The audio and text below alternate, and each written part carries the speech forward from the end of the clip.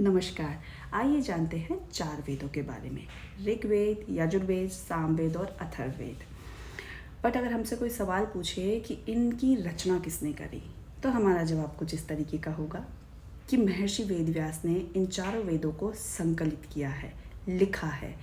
Actual में जो था ये बहुत सारे ऋषि मुनियों के मुख से निकला हुआ ज्ञान था और महर्षि वेदव्यास ने उन्हें लिखा और चार भागों में डिवाइड कर दिया। इसलिए हम उन्हें विभाजनकर्ता भी कहते हैं और उनका असली नाम जो था वो कृष्णद्वैपायन था। ऋग्वेद जो है वो सबसे पुराना वेद है। इसकी जो रचना है वो 1500 से 1000 साल ईसा पूर्व की मानी जाती है।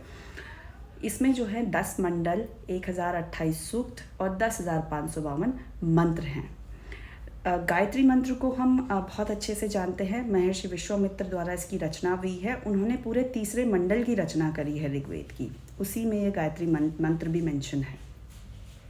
ऋग्वेद में एक और बहुत इंपॉर्टेंट चीज़ है जिसको हम मॉडर्न साइंस से कनेक्ट कर सकते हैं, दैट इज़ नासदीय सूक्त, विच जो है उस टाइम के वैदिक साइंस का में जो हमारी बिग बैंग थ्योरी है उसका वर्णन किया गया है। सिमिलैरिटी आप देख सकते हैं, we will discuss it later on. But big bang theory जो हम आज की डेट में मॉडर्न साइंस में समझते हैं, जानते हैं जिसके बारे में, वो वर्णन वैदिक साइंस में नासदीय सूक्त में किया गया है अपने तरीके से। We will discuss it later on.